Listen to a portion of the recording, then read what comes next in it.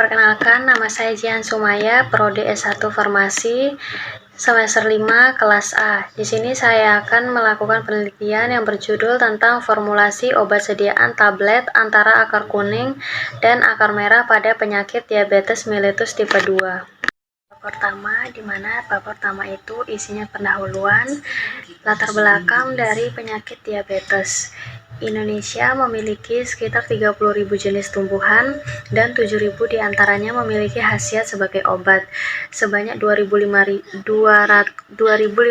jenis diantaranya merupakan tanaman obat. Salah satu tanaman obat yang berkhasiat sebagai antidiabetes adalah akar kuning. Tumbuhan ini telah dimanfaatkan sebagai obat secara turun-temurun, baik di Indonesia maupun di luar negeri. Penyakit ini juga menjadi penyebab utama kebutuhan penyakit jantung dan gagal ginjal. Senyawa metabolis sekunder dari akar kuning yang berpotensial sebagai obat adalah berberin. Senyawa golongan alkaloid ini dilaporkan memiliki aktivitas mikroba, antidiare, penghambat infeksi parasit usus, dan lain-lain. Hasil penelitian menyebutkan akar kuning mengandung senyawa berberin. Penelitian ini menyebutkan bahwa pemberian ekstrak etanol akar kuning kadar glukosa darah tikus yang diinduksi dengan aloksan. Berdasarkan hasil analisis Tuki menunjukkan bahwa terdapat perbedaan yang signifikan antara dosis 50, 100, dan 200 mg per kilogram dengan kontrol negatif, yang berarti bahwa ekstrak akar kuning memiliki potensi sebagai obat hipoglikemik. Selanjutnya di sini ada rumusan masalah, di mana rumusan masalah ini Indonesia memiliki sekitar 30.000 jenis tumbuhan dan 7.000 diantaranya memiliki khasiat sebagai obat. Diabetes tidak hanya menyebabkan kematian prematur di seluruh dunia, tetapi untuk penyakit diabetes dapat dibedakan menjadi terapi farmakologisnya. Berdasarkan latar belakang yang telah diuraikan, maka dapat diidentifikasi masalah sebagai berikut, di mana yang pertama itu bagaimana pengaruh Avicel pH 101 dengan preglatinizid SART sebagai superdisintegran terhadap hasil evaluasi fisik tablet ekstrak akar kuning dan akar merah. Yang kedua, apakah ekstrak akar kuning dan akar merah bisa menjadi formulasi yang baik untuk penyakit diabetes? Selanjutnya ada tujuan penelitian, di mana tujuan penelitian ini menentukan pengaruh Avicel pH 101 dengan preglatinizid SART sebagai superdisintegrannya, di mana terhadap hasil evaluasi fisik tablet ekstrak akar kuning dan akar merah. Yang kedua, kita menentukan ekstrak akar kuning dan akar merah bisa menjadi formulasi yang baik untuk penyakit diabetes mellitus tipe 2. Selanjutnya ada bab 2, tinjauan pustaka, di mana pengertian diabetes ini adalah salah satu penyakit kelainan metabolisme kronis dengan ciri-ciri hiperglikemia dan ketidaknormalan pada metabolisme karbohidrat, lemak, dan protein akibat infisiensi fungsi insulin. Di sini ada klasifikasi diabetes menurut ADA atau American Diabetes Association 2018. Diabetes dapat diklasifikasi menjadi 4, di mana diabetes tipe 1 ini destruksi sel B yang disebabkan oleh proses autoimun pada umumnya akan mempengaruhi ke defisiensi insulin abort. Yang kedua, diabetes tipe 2 karena berkurangnya ekskresi insulin secara progresif yang disertai dengan resistensi insulin. Diabetes tipe spesifik karena penyebab lain ada sindrom diabetes monogenik, penyakit eksokrin pankreas, atau diabetes karena obat atau leukemia. Selanjutnya ada diabetes tipe 4, di mana diabetes mellitus gestasional ini yang terdiagnosa pada trimester 2 atau 3. Selanjutnya ada terapi non farmakologisnya. Yang pertama di sini perilaku hidup sehat, terapi gizi medik, sama terapi farmakologis diabetes. Di sini ekstrak adalah sediaan kering, kental, atau cair yang diperoleh dengan mengekskresi zat aktif dari simplicia nabati atau hewani dengan cara yang sesuai. Ekstraksi merupakan proses penyarian senyawa kimia yang terdapat dalam bahan alam atau berasal dari alam sel dengan menggunakan pelarut yang tepat.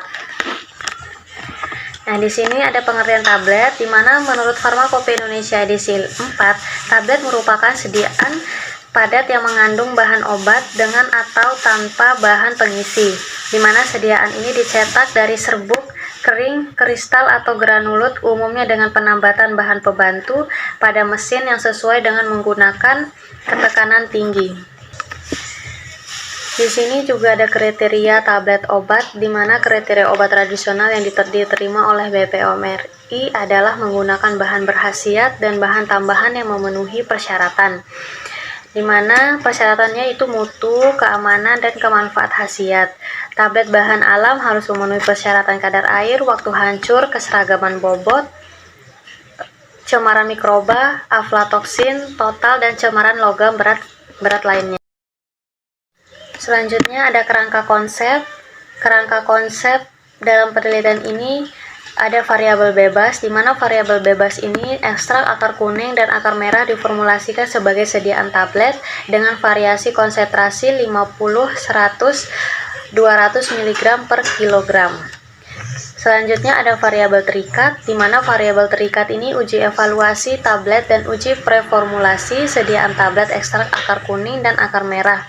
Di sini akan menjadi parameter, di mana parameter yang pertama evaluasi dasar atau tablet, yang pertama ada keseragaman bobot, yang kedua waktu hancur, yang ketiga uji kekerasan tablet, dan yang keempat itu uji friabilitasnya.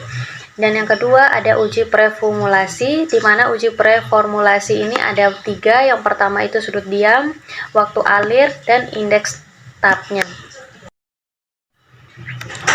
Selanjutnya ada hipotesis, di mana hipotesis H0-nya ada perbedaan antara ekstrak akar kuning dan akar merah untuk penyakit diabetes, dan untuk H0-nya tidak ada perbedaan antara ekstrak akar kuning dan ekstrak akar merah untuk penyakit diabetes. Selanjutnya ada kerangka teori, di mana kerangka teori ini klasifikasi diabetes DM tipe 1 dan DM tipe 2. Terapi non farmakologis diabetes, yang pertama ada perilaku hidup sehat, yang kedua ada terapi gizi medik, yang ketiga terapi farmakologis diabetes.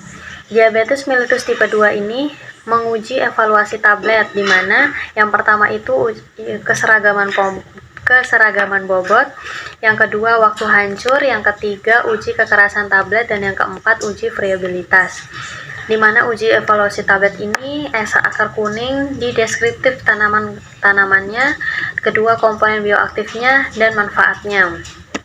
Studi formulasi obat sediaan tablet yaitu di mana studi praklinis dan klinisnya.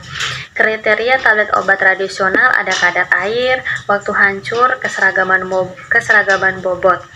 Formulasi obat sediaan tablet ini yang pertama ada keunggulan sediaan tablet, yang kedua bahan aktif, yang ketiga bahan tambahan, yang keempat proses pembuatannya.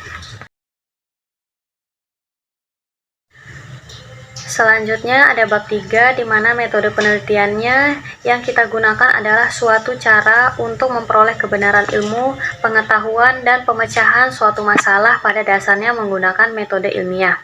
Jenis penelitian ini adalah kuantitatif, sedangkan desain penelitiannya untuk mempelajari pendekatan cross-seksional atau studi atau CSS, di mana CSS ini merupakan penelitian untuk mempelajari dinamika korelasi antara faktor resiko diabetes mellitus dan formulasi obat sediaan tablet.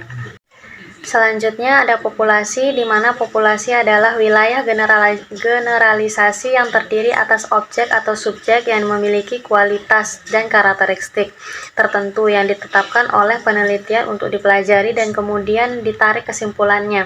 Populasi dalam penelitian ini adalah formulasi obat sediaan tablet.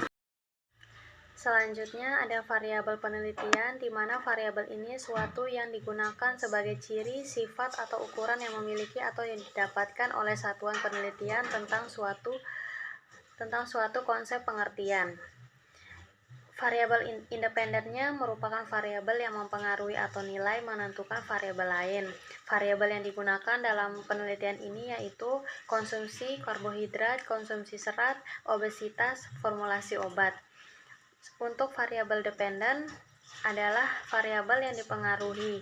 Jadi di mana variabel yang digunakan dalam penelitian ini kadar gula darah dan diabetes mellitus. Selanjutnya ada teknik pengolahan data. Yang pertama ada editing, di mana editing ini kegiatan ini dilakukan dengan cara pengecekan dan perbaikan jawaban formulir atau kuesioner yang diperoleh dari lapangan.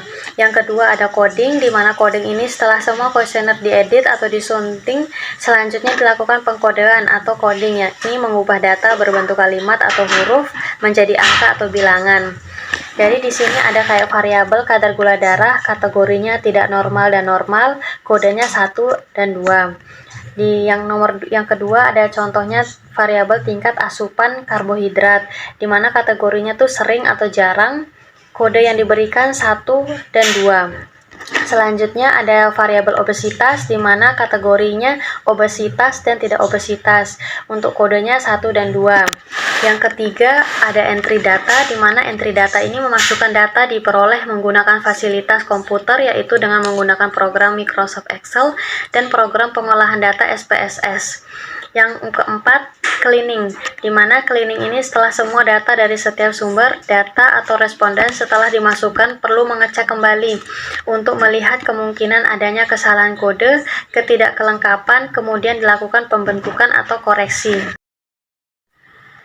Selanjutnya ada RAB, di mana RAB ini yang pertama dihitung administrasi penelitiannya, yang kedua pengumpulan data, yang ketiga analisis data, dan yang terakhir ada laporan akhir.